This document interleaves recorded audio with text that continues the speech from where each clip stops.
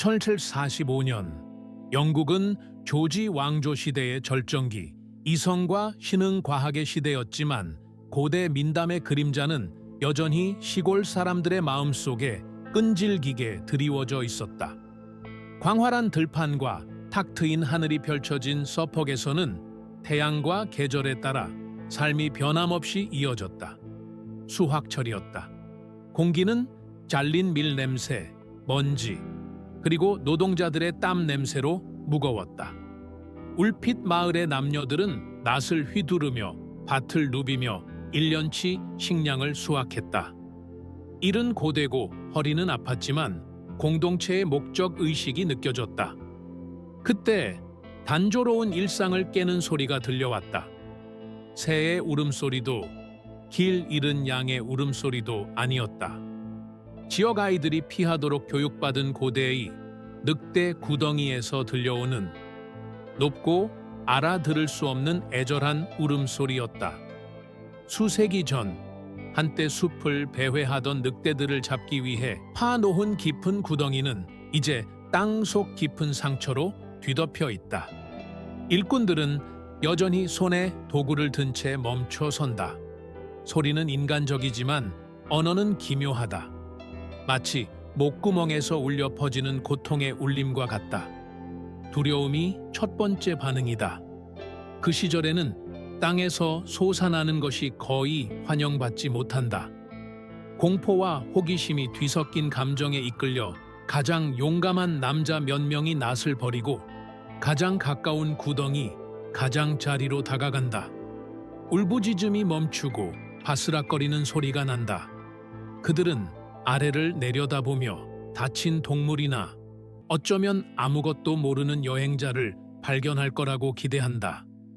그들이 발견한 것에 혈관 속 피가 얼어붙는다. 2명의 작은 형체, 2아이, 소년과 소녀가 구덩이 바닥에 웅크리고 있다. 그들은 서로에게 매달려 눈에 띄게 떨고 있다. 하지만 농부 중 한 명이 충격에 빠져 숨을 헐떡이는 것은 그들의 존재 때문이 아니다. 바로 그들의 색깔 때문이다. 늦은 오후의 황금빛 아래에서 아이들의 피부는 흙으로 창백하거나 두려움으로 붉어지지 않았다. 그것은 녹색이었다. 나무의 어두운 면에서 자라는 이끼나 산화된 구리의 색조처럼 틀림없는 병든 녹색이었다.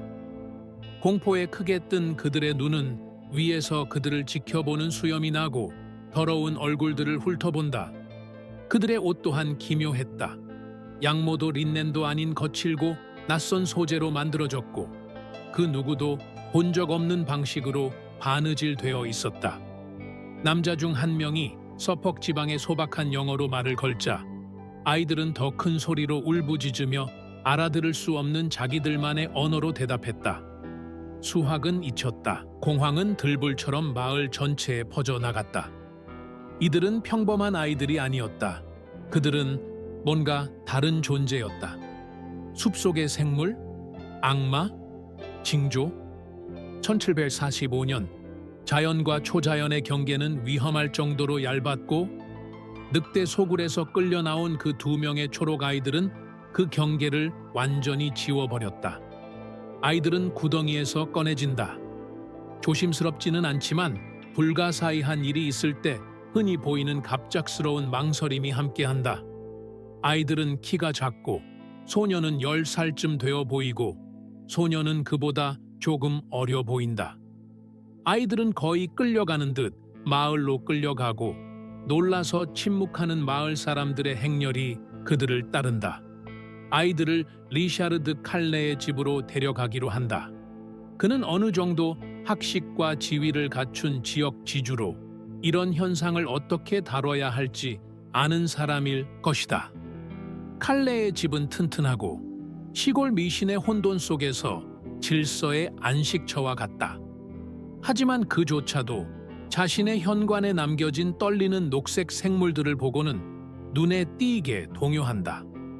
아이들은 작은 방에 갇히는데 그곳은 피난처라기보다는 호기심의 감옥에 가깝다. 소문이 퍼져나간다.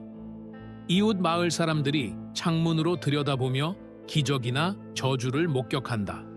아이들은 두려움에 무기력해진다. 말을 하려 하지 않고 가끔씩 이상한 언어로 중얼거릴 뿐이다. 그리고 가장 중요한 것은 그들은 먹기를 거부한다는 것입니다. 칼레의 아내는 실용적이면서도 겁이 많은 여자로 누구나 할 법한 일을 다 해냅니다. 그녀는 집에서 제공하는 최고의 음식, 즉 튼튼한 검은 빵, 진한 치즈, 양고기 스튜, 그리고 묽은 에이를 아이들에게 제공합니다. 아이들은 마치 독이라도 든 듯 음식을 움츠립니다. 익힌 고기 냄새는 역겹게 느껴집니다. 아이들은 배고프고 절망적인 울음소리를 내지만 아무것도 건드리지 않습니다. 며칠이 지납니다. 칼레의 리처드의 걱정은 커집니다. 그는 아무리 이상하더라도 두 아이의 죽음을 양심의 가책으로 여기고 싶지 않습니다. 아이들의 푸른빛은 굶주림 때문인지 더 옅어집니다. 아이들은 점점 쇠약해지고 있습니다. 마을 사람들은 그들이 먹을 것이 필요 없는 악마라는 두려움과 그들이 죽는 것을 보는 슬픔 사이에서 갈등합니다. 그때 우연히 하인이 텃밭에서 날것으로 따온 신선한 녹두 한 다발을 가져옵니다. 아이들의 눈이 커집니다. 마치 자신들을 떠난 듯한 기력이 깃든 채 아이들은 떨리는 손으로 녹두를 깨뜨리고 날것 그대로의 녹두를 개걸스럽게 먹어치웁니다. 며칠 동안 그들은 오직 이것만을 받아들였습니다.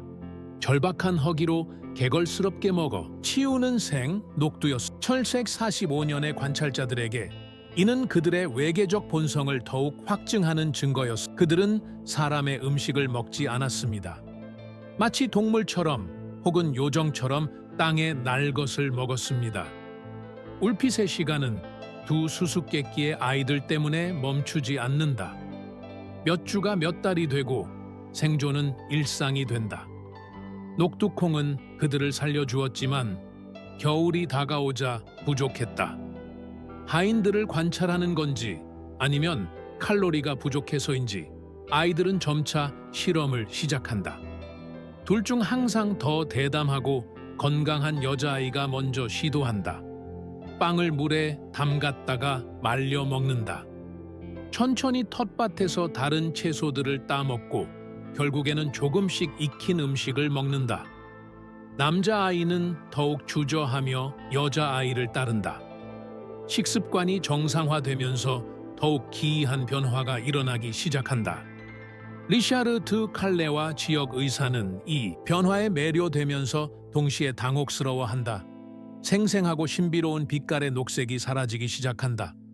흙도 페인트도 아니었다. 무언가 저것 피부. 가을 낙엽처럼 고르지 않게 이끼 낀 녹색에서 병든 노란색으로 그리고 마침내 어둠 속에서 살아온 아이처럼 병든 창백함으로 변해갔다. 그녀의 본래 색소가 서서히 드러나고 있었다. 신체적 변화와 함께 언어적 변화도 찾아왔다. 하인들과 칼레 가족이 밤낮으로 영어로 말하는 것에 둘러싸여 아이들은 언어를 흡수하기 시작했다. 배고픔, 추위, 두려움과 같은 기본적인 욕구를 전달하려는 욕구는 강력한 스승이었다. 소녀가 다시 한번 앞장섰다.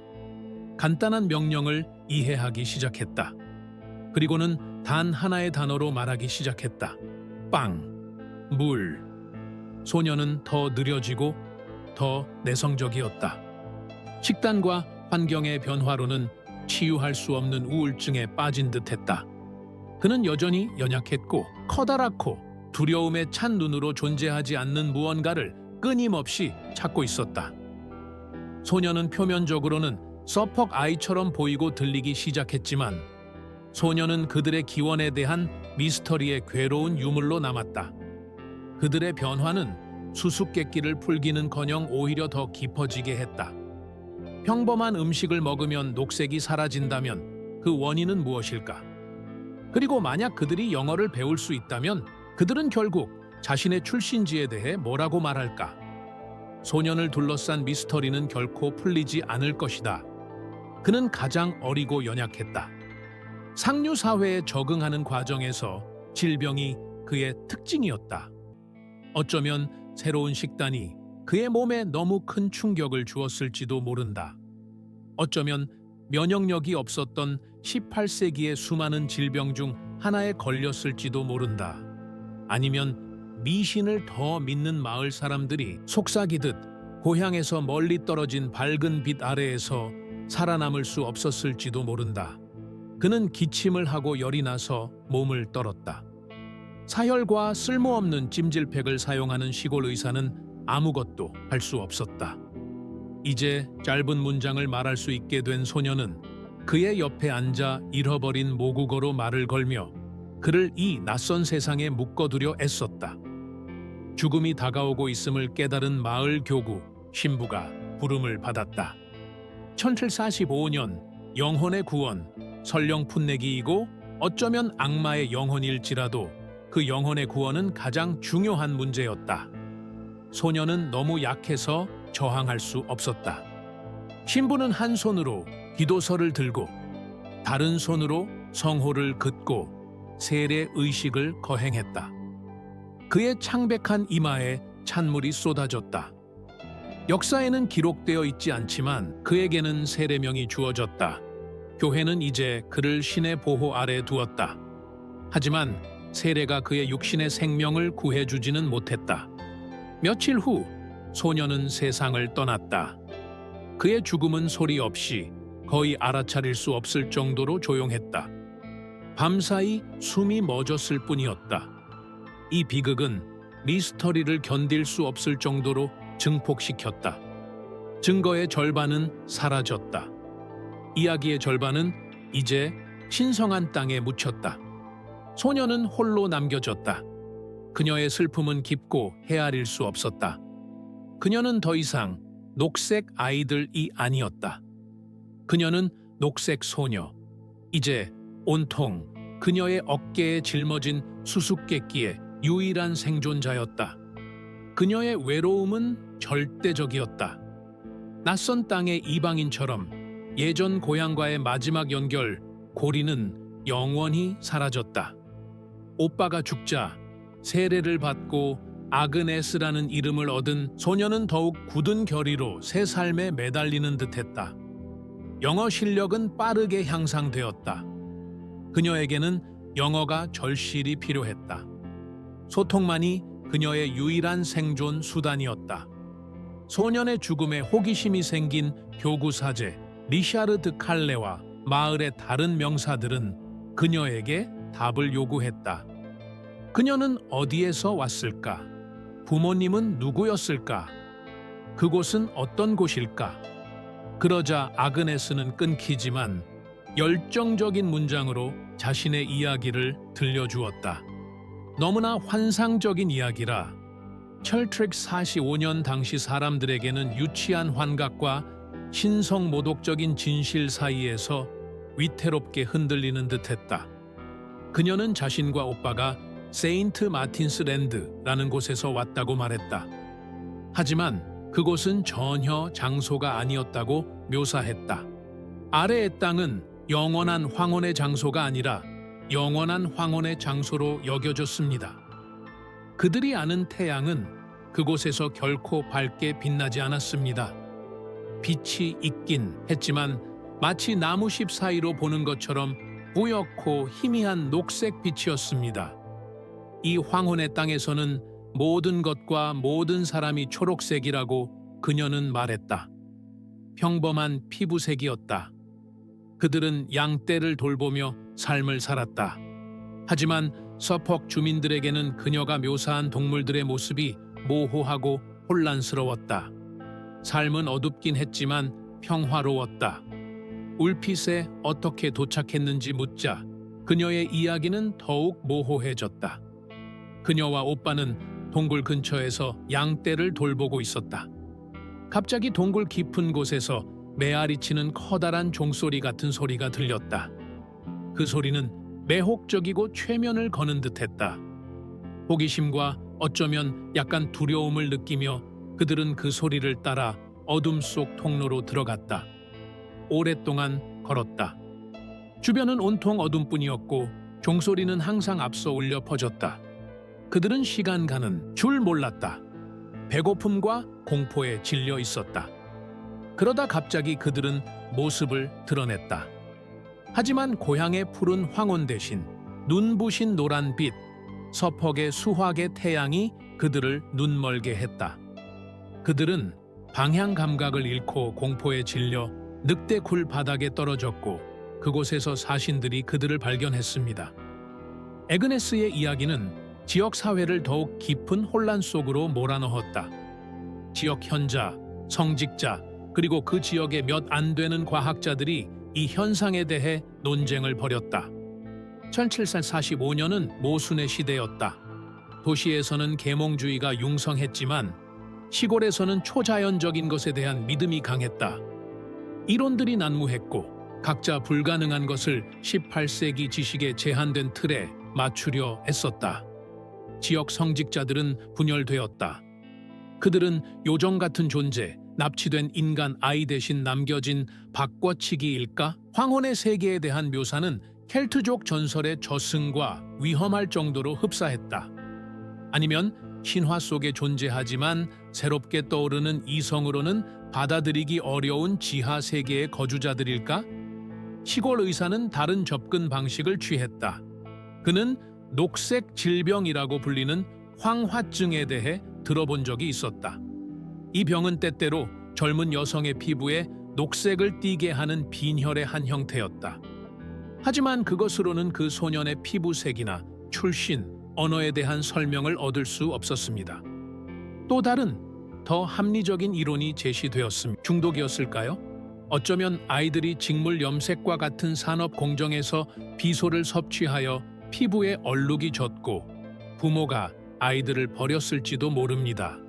하지만 아이들은 피부색에도 불구하고 건강해 보였고 시간이 지나거나 해독제가 아니라 음식을 먹으면 색이 바랬습니다. 당시 가장 오래 지속되고 과학적인 이론은 플랑드르 아이들에 대한 이론이었습니다. 그 지역에는 플랑드르 이민자 공동체가 있었는데 그들은 종종 박해를 받았습니다. 어쩌면 이 아이들은 그런 공동체 중 하나에서 왔고 광산이나 어두운 숲, 세트퍼드 숲처럼에서 고립되어 살았을지도 모릅니다. 만성 영양실조, 콩만 먹고 사는가 백화 현상을 일으켰을 수도 있고 그들의 플랑드르 방언은 서퍽 사람들에게는 말도 안 되는 소리로 들렸을 것입니다. 그렇다면 세인트 마틴의 땅 이야기는 그저 유치한 환상, 어두운 숲속 삶에 대한 왜곡된 기억일 뿐일 것입니다. 그러나 이러한 이론들 중 어느 것도 모든 것을 설명하지 못했습니다. 이상한 옷차림, 콩을 제외한 모든 음식을 처음부터 거부함, 갸크루, 그리고 황혼의 세계에 대한 생생한 묘사, 아무것도 완벽하게 들어맞지 않았다. 1745년, 당시의 사람들에게 아이들은 근본적으로 이례적인 존재로 남아 있었다.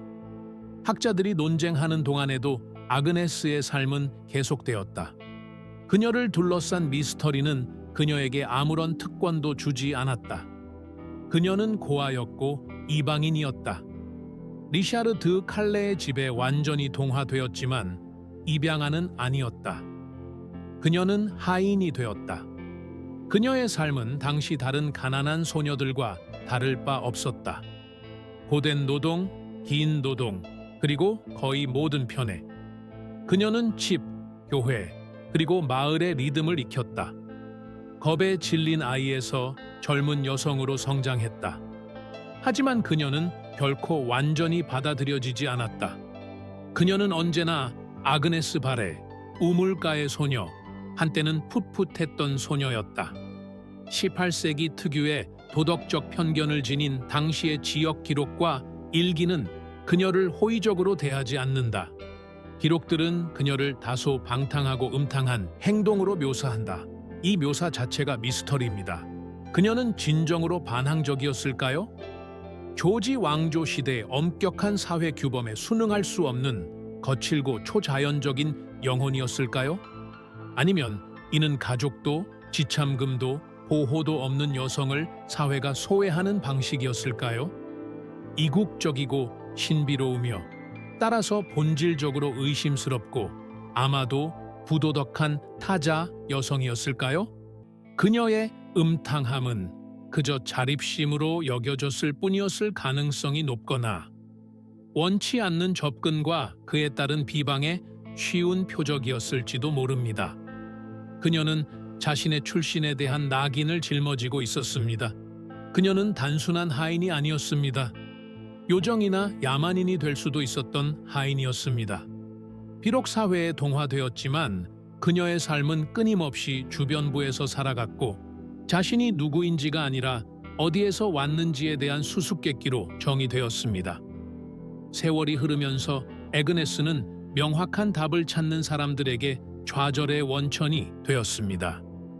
그녀가 점점 더 서퍽의 여인이 되고 황혼의 존재에서 벗어나면서 세인트 마틴스 랜드에 대한 그녀의 기억은 희미해지는 듯했거나 아니면 그저 그 기억을 혼자 간직하는 법을 배웠을지도 모릅니다. 지역 전설을 듣고 새로 부임한 성직자나 호기심 많은 여행자들이 그녀에게 자세한 내용을 묻자 그녀의 대답은 모호하고 모순되기까지 했습니다. 때로는 그들을 불러들인 종소리를 묘사하기도 했고 때로는 아무 소리도 기억나지 않고 오직 양떼를 따라다녔을 뿐이었습니다. 때로는 고향의 빛이 녹색으로 빛났고 또 때로는 끊임없이 드리워진 하얀 황혼으로 묘사하기도 했습니다. 이러한 모호함은 지역 기록자들의 좌절감을 가중시켰습니다. 그녀는 지금 거짓말을 하고 있는 걸까요? 아니면 이전에도 거짓말을 하고 있었던 걸까요? 이러한 불일치에는 몇 가지 비극적인 가능성이 있습니다. 어쩌면 기억은 실제였지만 오빠를 잃고 햇빛에 눈이 멀고 사로잡혔을 때의 공포 등 너무나 충격적이어서 그녀의 마음속 깊이 묻혀버렸을지도 모릅니다. 아니면 세인트 마틴스 랜드. 이야기는 사실 환상이었을지도 모릅니다. 도랑에서 굶주리던 시절에 그녀와 오빠가 지어낸 이야기, 그들이 버림받은 것에 대한 마법 같은 설명이었을지도 모릅니다. 나이가 들고 진짜 세상을 이해하게 되면서 그녀는 어린 시절의 이야기를 부끄러워했거나 아니면 그냥 잊어버리고 하인이라는 가혹한 현실로 대체했을지도 모릅니다. 그리고 세 번째, 어쩌면 더 그럴듯한 이유가 있습니다. 바로 그녀가 지쳤다는 것입니다. 마을의 괴물, 지역의 명소가 되는 것에 지쳤기 때문입니다. 이야기를 바꾸고 모호하게 만드는 것은 일종의 변명이었습니다. 날 내버려둬 라고 말하는 방식이었습니다. 원인이 무엇이든 그 결과 사건의 유일한 목격자는 신뢰할 수 없는 출처가 되었고 미스터리는 영원히 모호함 속에 봉인되었습니다. 뉴버그의 윌리엄과 코게셜의 랄프와 같은 유명한 중세 연대기 작가들이 12세기에 이 이야기의 원본을 기록했지만 1745년으로 각색된 이 이야기는 독자적인 연대기 작가들을 찾았습니다. 이 사건은 서퍽 시골 마을에 너무나 충격적이어서 대서사시가 아닌 마을 공동체의 소박한 기록에 기록되었습니다. 녹색 소년의 세례와 장례에 당황한 지역 교구 신부는 교구 기록부에 장황한 기록을 남기며 기묘한 섭리와 아이들의 불가해한 본성을 묘사했다고 전해집니다. 학식이 높았던 리처드 드 칼레 자신도 다른 지역의 동료들에게 편지를 보내 이 현상을 설명하고 과학적 또는 신학적 의견을 구했을 가능성이 높습니다. 18세기의 격식 있고 화려한 언어로 쓰인 이 기록들은 당시의 혼란을 완벽하게 포착합니다. 이 기록들은 확실한 해결책을 제시하려 하지 않고 그저 불가능한 것을 기록할 뿐입니다. 그들은 피부색, 이상한 언어, 생콩을 먹는 식습관, 그리고 세인트 마틴스 랜드의 기묘한 역사를 기록합니다. 이를 통해 그들은 이야기를 순수한 민속의 영역에서 벗어나 비록 불편할지라도 그 해의 역사적 기록 속에 단단히 고정시켰습니다. 울핏의 녹색 수수께끼가 남긴 유산은 완전히 풀리지 않는 불가해함입니다. 1745년 당시의 과학과 이해에 비추어 볼 때 그 아이들은 설명의 완전한 실패였습니다. 그들은 신학에 부합하지 않았고 민속에 깔끔하게 들어맞지도 않았습니다. 그리고 당시 새롭게 부상하던 자연과학에도 분명히 들어맞지 않았습니다. 그들은 의학적 이례적인 존재였습니다. 즉, 음식을 먹으면 희미해지는 녹색 피부였습니다. 그리고 지리적이거나 초자연적인 미스터리였던 세인트 마틴스 랜드였습니다. 이 이야기는 서퍽의 난로가에서 끊임없이 전해지고 다시 전해지고 결국 후대 역사가들에 의해 기록되었는데 바로 분류할 수 없었기 때문입니다. 아그네스는 결국 리처드 드 칼레에 휘해서 물러나 인근 마을 남자와 결혼하여 비교적 무명한 삶을 살았다고 여겨집니다. 하지만 그녀는 결코 단순한 아그네스가 아니었을 것입니다. 그녀는 언제나 다른 세계에서 떨어진 여인이었을 것입니다. 울피트의 녹색 아이들에 대한 이야기는 역사의 기이한 조각으로 남아 있으며 우리가 아무리 이성으로 세상을 밝히려고 노력하더라도 고대 늑대 굴처럼 깊은 그림자가 남아 있으며 그 그림자에서 언제든지 설명할 수 없는 것이 튀어나와 그 이상함으로 우리를 눈멀게 할 수 있다는 것을 상기시켜 줍니다. 이 이야기에 감동하셨다면 좋아요를 눌러주시고 채널을 구독해 주시고 가장 마음에 드는 부분을 아래에 댓글로 남겨주세요. 여러분의 의견은 저희에게 매우 소중합니다. 영감을 주는 이야기가 필요한 누군가에게 이 영상을 공유해 주세요. 다음에 또 만나요.